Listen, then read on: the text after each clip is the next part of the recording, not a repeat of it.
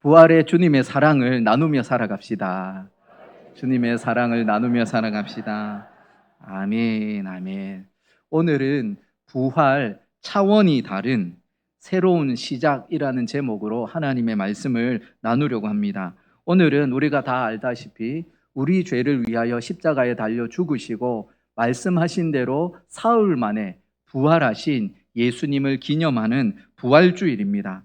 우리 기독교의 신앙에 있어서 부활이라고 하는 이 의미는 아주 당연히 독보적입니다. 왜냐하면 예수님의 부활이 없으면 예수님의 성탄이 아무 의미가 없고 예수님의 십자가의 죽음도 그냥 그 당시에 많이 죽어갔던 십자가 형벌을 받았던 사람들 중에 한 사람으로 끝나기 때문에 그렇습니다.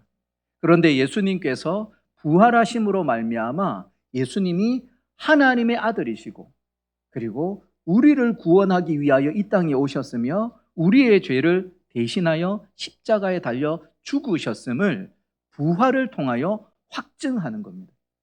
그리고 그 부활을 통하여서 예수를 믿는 모든 이들이 영원한 생명을 누리는 부활을 누리게 되어짐을 우리에게 보여주고 있습니다. 그래서 신학자인 제럴드 오 콜린스라고 하는 교수는 다음과 같이 말을 합니다. 우리 한번 같이 읽어보겠습니다.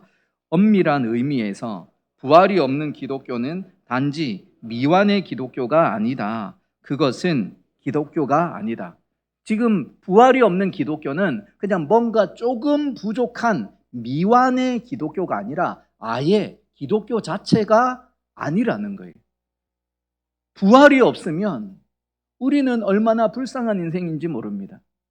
그냥 이 쉬는 날 편안하게 집에서 뒹굴거리면서 좀 이렇게 편하게 쉬든지 아니면 이 날 좋은데 그냥 꽃놀이 가든지 그렇게 하셔도 됩니다. 그러나 부활의 주님을 만난 우리는 이 거룩한 주일 하나님 앞에 나와 예배하고 하나님께서 주시는 쉼과 안식을 누리는 것이 얼마나 복된 것인가를 알기에 우리는 이 자리에 있는 것입니다. 특별히 고린도전서 15장 17절에서 19절의 말씀을 보면은 부활이 없는 그 삶이 어떤 의미인지를 이렇게 설명합니다. 우리 한번 같이 읽어보겠습니다. 그리스도께서 다시 살아나신 일이 없으면 너희의 믿음도 헛되고 너희의 여전히 죄 가운데 있을 것이요 또한 그리스도 안에서 잠자는 자도 망하였으리니 만일 그리스도 안에서 우리가 바라는 것이 다만 이 세상의 삶뿐이면 모든 사람 가운데 우리가 더욱 불쌍한 자이리라. 아멘. 예수님이 살아나신 일이 없으면 우리가 믿는 믿음은 그냥 허황된 거고 가짜고 헛짓하는 겁니다. 그리고 주님의 부활이 없이 우리는 그냥 이 땅에서 어쩌면 더 불쌍한 자이에요. 그런데 부활을 통하여서 하나님께서 우리에게 생명의 길을 열어놓으셨음을 확증하셨습니다. 그래서 리 스트로벨이라고 하는 법률 전문 기자였다가 지금은 목회자로 이렇게 헌신한 그분이 예수님의 부활 사건을 찬찬히 이렇게 법률 기자의 시선으로 이렇게 취재를 한 결과 그가 고백하는 내용이 이런 겁니다. 한번 보여주시면 같이 한번 읽어보겠습니다. 부활은 예수가 하나님이었고 그의 가르침이 하나님으로부터 온 것이었다는 사실을 입증하는 가장 결정적인 증거다. 부활은 그가 죄와 사망을 이겼다는 사실을 증명한다. 예수의 부활은 그를 따르는 사람들도 부활한다는 것을 예시한다. 부활은 기독교인들의 소망의 근원이며 기적 중에 기적이다.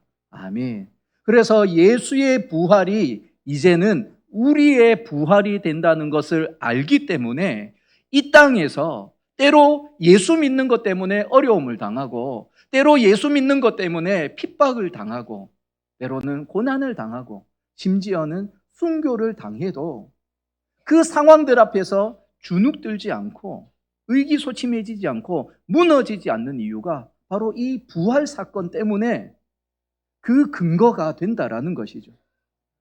안개와 같은 우리의 인생, 하나님 나라 위하여서 쓰임 받다가 주의 복음 붙들고 살아가다가 영원한 생명을 누린다는 사실을 아는 사람은 예수님 때문에 핍박을 받고 어려움을 당하고 고난을 당하는 것, 그것을 오히려 영광스럽게 여긴다라는 것입니다. 오늘 우리가 나누는 말씀을 보면은 막달라 마리아를 비롯한 여인들이 안식일이 끝나자마자 이른 새벽에 예수님의 시신이 놓여져 있는 무덤을 향하여 달려옵니다. 사실 그들은 부활하신 예수님을 만나러 가는 것이 아니었습니다. 우리 누가복음 23장 55절에서 24장 1절의 말씀을 보면은 예수님이 십자가에 달려 죽으시고 아리마대 요셉의 그 무덤에 이렇게 안치되고 난 다음에 이 여인들이 그 시체가 어디에 두었는지 보고서는 돌아갑니다. 왜냐하면 안식일이 다가와서. 그러면서 돌아가서 향품과 향유를 준비합니다.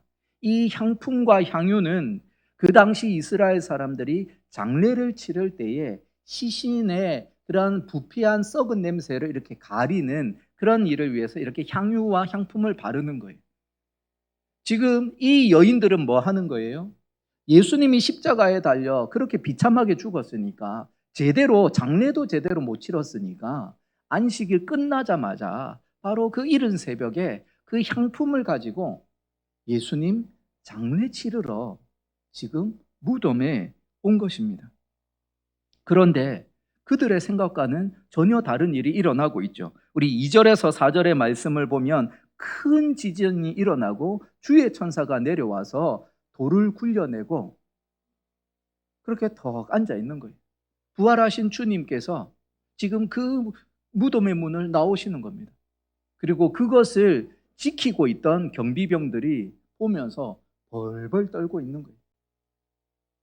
이 땅을 살아가는 사람들이 도무지 경험할 수 없는 일이 눈앞에 펼쳐지고 있으니까 무서워서 그냥 완전히 얼어가지고 사람이 죽은 사람과 같이 되어진 이런 상황입니다. 우리 사진을 잠깐 한번 보여주시면 고대 이스라엘의 무덤의 형태가 이렇습니다. 이 돌산 같은 데에다가 이렇게 구덩이를 파고 저 입구 안을 들어가면 좀 더 넓은 공간이 있습니다. 그래서 한쪽 편에는 시신을 앉힐 수 있는 그런 넓은 침대와 같이 넓게 되어져 있는 공간이 있고 그 반대편에는 이제 뼈를 수습해서 계속해서 모을 수 있는 공간이 있습니다. 그래서 이 무덤은 한 사람의 무덤이 아니라 가족 묘로 사용이 되어집니다. 할아버지의 그런 무덤으로 사용되어졌다가 저 돌문을 닫아 놨다가 또 아버지가 나이가 들어서 소천을 하면 또 저 문을 열고 저기에 시신을 안치하는 겁니다. 그리고 그 뼈들은 계속해서 저장을 해 놓는 거예요. 그 다음 사진을 한번 보여주시면, 그래서 이 돌이 얼마나 큰가, 거의 사람 키만한 거예요. 사람 키만하게 크니까 함부로 누가 이렇게 열고 하기가 쉽지 않은 겁니다. 지금 천사가 내려와 가지고 그 지진이 일어나면서 이 돌을 열고 그 속에서 누워 계셨던, 죽음 가운데 있으셨던 예수님께서 부활하신 거예요. 그래서 우리 5절과 6절의 말씀을 보면은 천사가 여자들에게 이렇게 말합니다. 무서워하지 마라. 십자가에 못 박히신 예수를 너희가 찾는 줄 내가 아는데 그분이 여기 계시지 않는다. 우리 6절 말씀 같이 읽어보겠습니다. 그가 여기 계시지 않고 그가 말씀하시던 대로 살아나셨느니라. 와서 그가 누우셨던 곳을 보라. 그가 여기 계시지 않고 그가 말씀하시던 대로 뭐 하셨다고요? 살아나셨어요. 지금 여기서 우리가 중요한 표현이 뭐냐면 말씀하시던 대로라는 겁니다. 그냥 살아났다, 우발적으로 이렇게 살아났다 하면 아유 그 말도 안 된다, 거짓말이지. 아니면 그거 죽은 척 했던 거 아니가? 가사 상태, 그냥 절반 정도 죽은 거지 진짜 죽었던 것이 아닌 거 아니가? 이렇게 말을 할 수가 있는데 그것이 아니라 예수님께서 내가 죽을 것이고 그리고 3일 만에 다시 살아날 것이다 분명하게 말씀하셨다라는 거예요. 그리고 그 말씀하신 그 3일째 되는 그 아침에 예수님께서 부활하셨다라는 것이죠. 그래서 우리 말씀을 좀 보면은 마태복음 16장 21절이나 마태복음 17장 22절 23절이나 마태복음 20장 18절 19절 말씀을 보면 예수님께서 3번씩이나 연거푸 반복해서 확실하게 말씀하십니다. 내가 죽임을 당할 것이지만 제3일에 살아날 것이다. 그냥 예수님만 알고 있었던 이야기가 아니고 제자들이 다 들었고 예수님을 따르던 여인들도 다 들었던 내용이에요. 한 번만 얘기했으면 그냥 예수님 흘러가면서 얘기했겠지라고 말할 텐데 3번씩이나 말을 하잖아요. 3번씩 얘기하는 건 뭡니까? 확실한 거잖아요. 확실한 거. 그런데 그 십자가의 고난을 당하시는 예수님의 모습을 바라보며 이 예수님이 이 말씀을 다 잊어버린 거예요. 제자들도 그러고 또 이 여인들도 그러했던 것입니다. 그러면서 그냥 장례라도 잘 치러드려야지 싶어서 이 무덤으로 왔는데 그곳은 빈 무덤이었습니다. 그리고서는 천사가 이렇게 말하죠. 우리 7절 말씀 같이 읽어보겠습니다. 또 빨리 가서 그의 제자들에게 이르되 그가 죽은 자 가운데서 살아나셨고 너희보다 먼저 갈릴리로 가시나니 거기서 너희가 배우리라 하라. 보라 내가 너희에게 일렀느니라 하거늘. 지금 뭐라고 말합니까? 죽은 자 가운데 다시 살아나셨고 너희들에게 전에 얘기했던 것처럼 갈릴리로 먼저 가시니까 제자들에게 얼른 가가지고 얘기해줘라 라고 말하는 거예요. 그래서 그 말을 듣고 이 여인들은 달려갑니다. 그리고 그 달려가는 도중에 부활하신 예수님을 만나요. 9절 10절 말씀 보면 또 같이 읽겠습니다. 예수께서 그들을 만나 이르시되 평안하냐 하시거늘 여자들이 나아가 그 발을 붙잡고 경배하니 이에 예수께서 이르시되 무서워하지 말라. 가서 내 형제들에게 갈릴리로 가라 하라. 거기서 나를 보리라 하시니라. 아멘. 지금 예수님께서 부활하신 주님께서 먼저 인사하는 것이 평안하냐 평안하냐 말씀하십니다. 왜요? 예수님이 십자가 달려 죽으시고 그 죽은 시신 장례하러 달려갔다가 천사의 소식을 들었을 때 그 벅찬 감격이 있지만 또 두려움이 있는 거예요. 그런 그들에게 평안을 선포하시고 그러면서 내가 갈릴리 갈 거니까 거기서 보자라고 말합니다. 왜 갈릴리일까요? 왜 갈릴리로 가자고 할까요? 많은 동네도 있는데 왜 갈릴리로 가자고 할까? 이 갈릴리는 예수님께서 제자들을 처음 만난 곳입니다. 제자들을 부르신 곳이 바로 갈릴리. 아마 우리 성도님들에게도 좀 특별한 의미를 가지고 있는 장소가 아마 있을 겁니다. 저희에게 있어서는 저희 아내와 처음 만났던 곳입니다. 우리 동성로 가면은 거기 보면 예전에 지금은 없어졌더라고요. 민들레 영토라는 그 카페 뭐 이런 식당 같은 데가 있었습니다. 그때 거기서 제 아내를 처음 만났거든요. 예. 그러니까 저와 제 아내에게 있어서 그 민들레 영토라는 그곳은 늘 기억되는 곳이고 잊을 수 없는 곳이죠. 지금은 그 건물은 똑같은 건물은 있는데 다른 곳으로 바뀌었더라고요. 그래도 그쪽을 좀 이렇게 지나가다 보면 아 그때 만났었는데 그래서 그때 만났을 때 첫인상이 어땠냐 물어보면 예, 참 가관이었다 하더라고요. 예, 예. 제 딴에는 꾸미고 예, 간 거였는데 예, 아내 볼 때는 좀 많이 엉망이었다 이렇게 얘기했었습니다. 갈릴리가 이 제자들과 예수님에게 있어서는 특별한 장소. 제자들을 처음 만났고 그들에게 사람 낚는 어부 되게 해줄게. 나를 따르라 했던 곳이. 3년 동안 잘 따라왔는데 이 제자들이 어떠했습니까? 십자가의 예수님 달리실 때에 그들이 무너졌습니다. 우리 지난주에 살펴봤던 것처럼 돌밭과 같이 예수님하고 같이 있을 때는 참 기쁘게 그 말씀을 받았는데 외부적인 위협들이 오고 그럴 때 이 제자들이 다 무너졌어요. 수제자인 베드로조차도 예수님을 3번 부인하고 저주까지 할 정도로 그렇게 무너졌었습니다.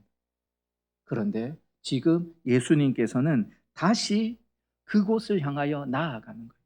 그래서 다시 만나자. 다시 새롭게 시작하자라고 말씀을 하시는 겁니다. 그래서 우리가 요한복음 21장을 보면 예수님께서 갈릴리에서 제자들을 다시 만나는 장면을 기록을 하고 있습니다. 특별히 15절, 17절의 말씀을 한번 보여주시면 아침 식사를 하신 이후에 베드로에게 3번이나 이렇게 질문을 합니다. 우리 한번 찬찬히 한번 읽어보도록 하겠습니다. 그들이 조반 먹은 후에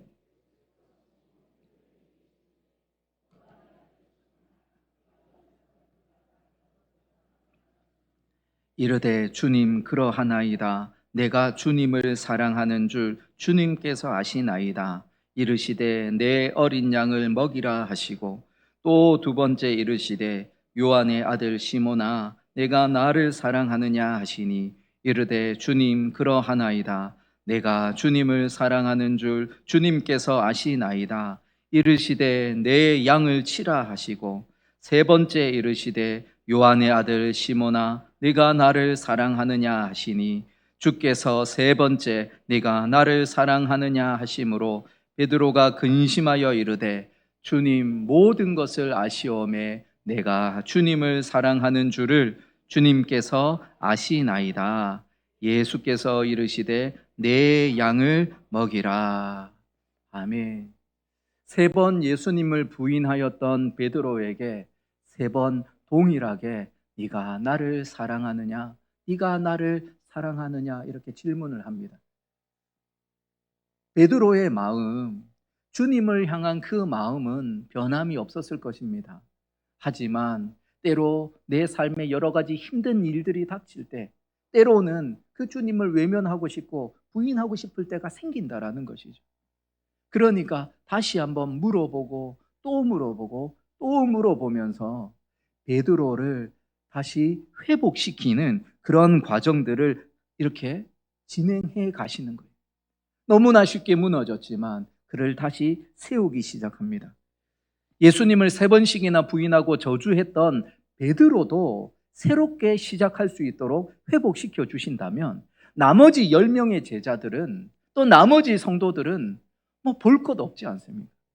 지금 예수님께서 다시 새로운 시작을 하기 위하여서 이 갈릴리로 가셨고 무너졌고 자빠졌던 이 제자들을 다시금 하나님 나라의 동역자로 세우고 있는 것입니다.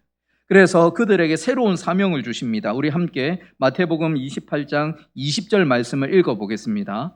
예수께서 나와 말씀하여 이르시되 하늘과 땅의 모든 권세를 내게 주셨으니 그러므로 너희는 가서 모든 민족을 제자로 삼아 아버지와 아들과 성령의 이름으로 세례를 베풀고 내가 너희에게 분부한 모든 것을 가르쳐 지키게 하라. 볼지어다 내가 세상 끝날까지 너희와 항상 함께 있으리라 하시니라. 아멘. 지금 부활하신 예수님을 만남으로 차원이 다른 새로운 그 출발, 새로운 시작을 열어가고 있는 거예요. 처음에는 한 번은 넘어졌지만 다시 부활하신 주님 만나고 나니까 죽음까지도 이기신 분이 바로 예수님이시구나. 그 부활의 주님을 만나고 나니 이들은 변화되어지기 시작합니다. 그들이 정말 생명력 있게 하나님의 말씀을 증거하며 이 주어진 사명을 감당했었음을 우리는 사도행전을 통하여서 생생하게 바라볼 수가 있습니다.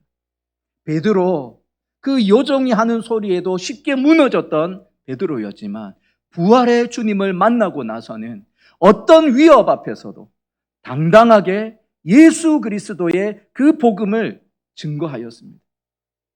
우리가 사람의 말을 들으랴 하나님의 말씀을 들으랴 하면서 사람들이 아무리 어떤 권위와 권세를 가지고 누르려고 하더라도 하나님의 말씀 증거하며 부활의 주님을 증거하였습니다. 부활의 예수님 만났던 스데반 집사님 어떻습니까? 예수님의 말씀 증거하면서 결국에 돌에 맞아 순교하는 그 상황들 속에서도 그의 믿음 변함이 없었습니다. 그리고 성경은 돌에 맞아서 피가 절절 흐르는 그 얼굴을 향하여서 천사의 얼굴과 같았다라고 기록하고 있습니다. 왜 천사의 얼굴 같아요? 주님께서 당하신 그 고난, 이제 내가 동역하고 동참하며 그 일을 하고 있으니 그것이 영광스럽기 때문에 그렇습니다. 우리 오늘 오후 예배 시간에 초대교회 성도들의 삶 또한 살펴볼 때 그들이 핍박과 고난 속에서도 주의 복음 전하며 그들이 살아갔던 이유는 부활하신 주님을 만났고 이 땅에서의 생명이 전부가 아니고 영원한 하나님의 나라가 우리에게 선물로 주어져 있음을 알았기에 그들은 믿음을 지키며 순교의 자리로 묵묵하게 걸어갔습니다. 심지어 예수님을 믿는 사람들을 잡아 옥에 가두러 다니던 이 사도 바울도 부활하신 예수님 만나고 나서 어떻게 되었습니까? 이방인을 향한 사도로서 일평생 그렇게 헌신하였습니다. 우리 고린도전서 15장 8절 9절 말씀을 보면 사도 바울이 부활의 주님을 만났을 때를 이렇게 고백을 합니다. 우리 같이 읽어보겠습니다. 맨 나중에 만삭되지 못하여 난 자 같은 내게도 보이셨느니라. 나는 사도 중에 가장 작은 자라. 나는 하나님의 교회를 박해하였으므로 사도라 칭함받기를 감당하지 못할 자니라. 예. 교회를 핍박하던 그 바울에게도 부활의 주님 찾아오셨고 그 부활의 주님 만나고 나니까 그 인생이 바뀌어져서 예수님이 하나님의 아들이시고 예수님만을 통하여 구원을 받을 수 있음을 당당하게 증거하며 일평생을 살았습니다. 요즘에 TV를 보면 유럽 지역을 이렇게 여행하는 그런 프로그램들이 참 많이 나오는 것 같습니다.